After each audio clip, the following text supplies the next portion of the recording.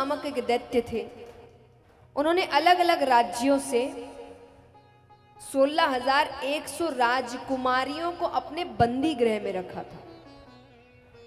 तो बहुत समय से भगवान से प्रार्थना कर रही थी कि भगवान उनकी सहायता करें।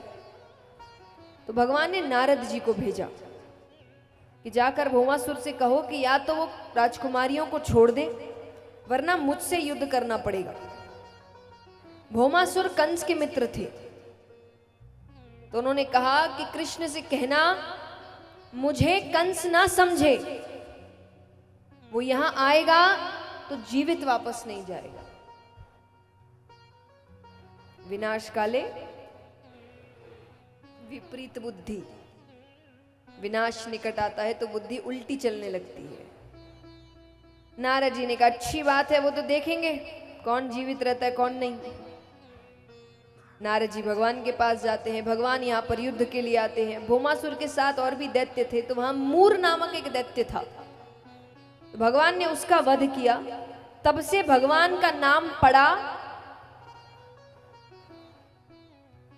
मूर नामक दैत्य को मारने से भगवान का नाम पड़ा मुरारी। तब से भगवान का नाम पड़ा मुरारी। भगवान ने भौमासुर का भी वध किया। अब 16,100 राजकुमारियों से कहा अपने अपने राज्य जाओ। वो चली गई, उनके घर वालों ने उनको नहीं अपनाया। तब वो वापस भगवान के पास आती है और उन्होंने कहा कि अब आप अपनाएंगे। तब भगवान ने उन 16,100 राजकुमारियों को, इसीलिए कहा गया है कि भगवान के कितने विवाह हुए? 16,108। अब चलते हैं जरासंध के पास। जरासंध कौन है? कंस के ससुर। तो कंस की मृत्यु के बाद वो बदला लेना चाहते हैं, तो बार बार आक्रमण कर रहे हैं, बार बार आक्रमण कर रहे हैं। इन्हीं के कारण भगवान ने द्वारिका नगरी बनाई। अब भगवान को लगा कि यहां पर मेरा नुकसान नहीं हो रहा, जरासंध का नुकसान नहीं हो रहा, नुकसान किसका हो रहा है?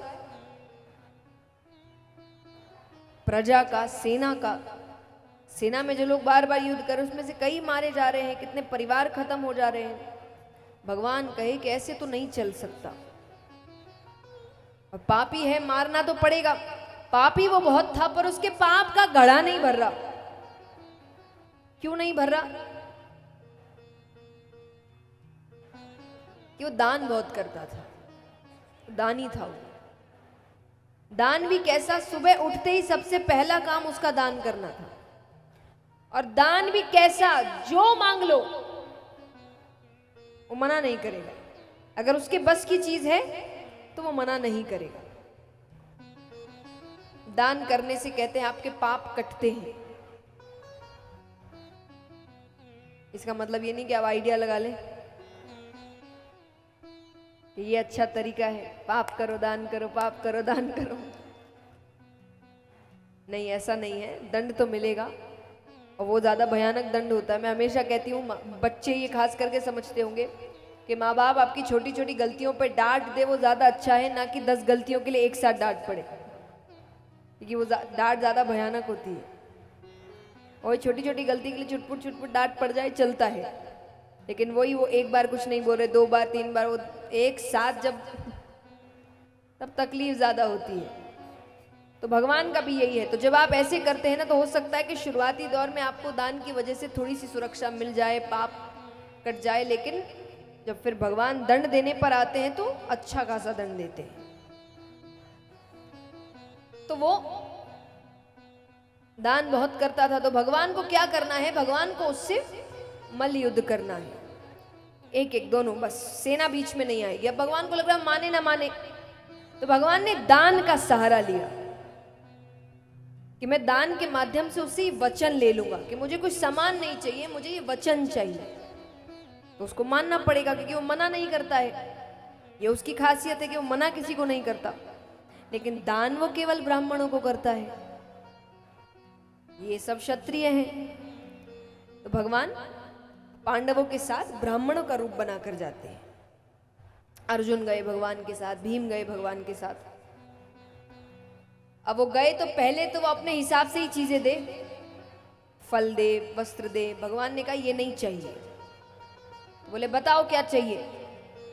बोले वचन चाहिए कि जो मांगेंगे वही दोगे, पीछे नहीं हटोगे। उसने कहा वचन की जरूरत नहीं है, आपको जो मांगना है मांगिए। भगवान कहते हमें वचन चाहिए। अरे बोले वचन का क्या करोगे? चलो मैंने वचन दिया, लेकिन फिर भी वचन का क्या करोगे? क्योंकि तुम ज्यादा से ज्यादा मुझसे क्या मांगोगे? एक राजा के पास सबसे ज्यादा क्या है? राज्य, उसी में सब कुछ आता है। तो वो कहे ज्यादा से ज्यादा मुझसे क्या मांगोगे? मेरा राज्य, मैं दे दूंगा। तो आपको लग रहा होगा इतना तो अच्छा आदमी है। इसकी दूसरी लाइन दर्शाती है ये असल में है कैसा। वो कहे ज्यादा से ज्यादा मुझसे क्या मांगोगे? मेरा राज्य मैं दे दूंगा, क्योंकि मुझे मेरी शक्ति पर इतना भरोसा है कि सुबह तुमको राज्य देकर शाम को युद्ध करके वापस ले लूंगा।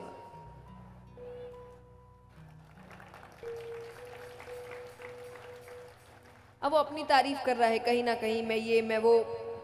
अब अर्जुन अगर खड़े हैं, वो भी भगवान के साथ, उनको तो सहन ना हो कि भगवान के होते हुए तारीफ किसी और की हो रही है। अर्जुन को क्रोध आ गया। तो क्रोध में आकर उन्होंने कहा जितना कहा जाए उतना ही करो।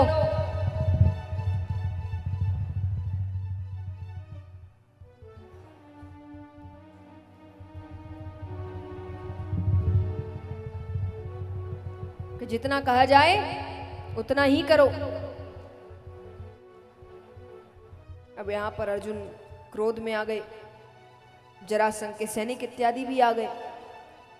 जैसा मैंने कहा, देखिए दान से कब तक बच सकते हैं? अगर आप मन से दान नहीं कर रहे हैं और आप किसी चीज का बचाव लेने के लिए कर रहे हैं, वो गलत है। जैसे मैंने कहा ना कि सुपात्र को करो।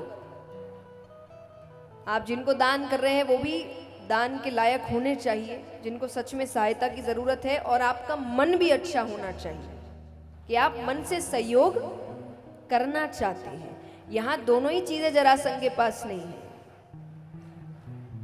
जरासंध के मन में अच्छे भाव नहीं है, एक तरीके से उसके लिए बचाव है, अच्छे भाव थोड़ी है।